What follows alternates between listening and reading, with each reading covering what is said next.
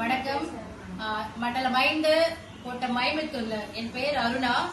நாங்க எல்லாருமே தூய்மை பணியாளர்கள்.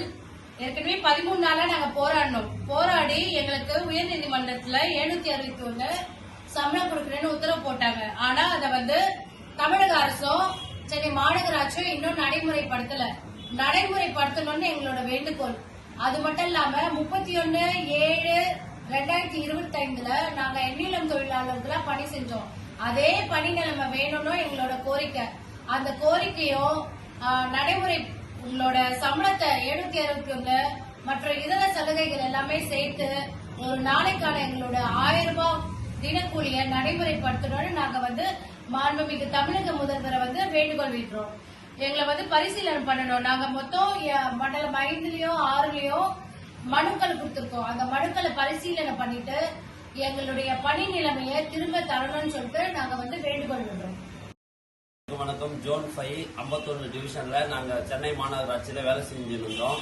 இதுக்கு முன்னாடி 13 நாள் போராட்டம் பண்ணோம். அந்த போராட்டத்தை போலீஸை விட்டு எங்களை தடியடி பண்ணி மகளிர்களெல்லாம் அராஜக முறையில இந்த அரசாங்கம் அரெஸ்ட் பண்ணி கண்ட இடத்துல போட்டு எங்களை நாசம் பண்ணிட்டாங்க.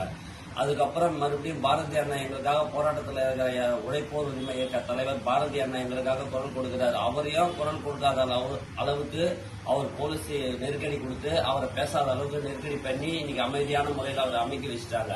இருந்தும் சொன்னாங்கல்ல எங்களுக்கு 153 வாக்குறுதிய அதை நிறைவேற்றினா போதும். நீங்க எங்களுக்கு பணி நிரந்தரமோ சொல்றீங்கல்ல, நீங்க சொன்னதான் நாங்க கேட்கிறோம். நாங்களா கேட்கல. இவ்வளவு வருஷமா நாங்க வேலை செஞ்சிருந்தாலும் இந்த இதே 23,000 ரூபாய் சம்பளம் நாங்கள இந்த 8 மாசமா தான் 23 வாங்கணும். கம்மியில அந்த அடிமட்டத்துல இருந்தா இப்ப கொஞ்சம் உயரணும். அதுக்கும் 8 மாசம் தான் வாங்கணும். அதுக்கும் நீங்க கஷ்டப்படுத்திட்டீங்க. நீங்க சொன்ன வாக்குறுதினா நான் காப்பாத்துறதுதான் வாக்குறுதி. அதுக்கு காப்பாற்ற முடியாதவங்க வாக்குறுதி கொடுக்க கூடாது. என்னென்னமோ அறிவிக்கிறீங்க. வீடு தேடி மருத்துவம், வீடு தேடி அரசு, வீடு தேடி ரேஷன் எல்லாமே சொல்றீங்க. எங்களுக்கு வீடு தேடி வேணாம், எங்க வேலையை எங்களுக்கு கொடுங்க. நீங்க சொன்ன வாக்குறுதி என்னன்னு சொன்னீங்க? இல்லாதப்பட்ட எங்களுக்கு அடிமட்ட வேலை செய்யணும், எங்களுக்கு எங்க வேலை வேணும்.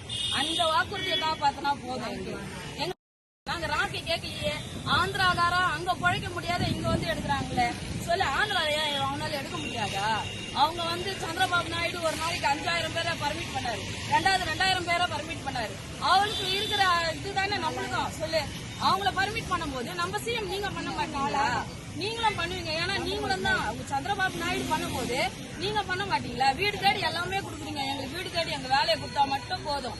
அவுட் சோர்சிங் தானே, ராம்கி வேண்டாம். எங்க வேலை எங்களுக்கு நீங்க கொடுங்க. நீங்க கொடுத்த வாக்குறுதியை நிறைவேற்றினாலே போதும்.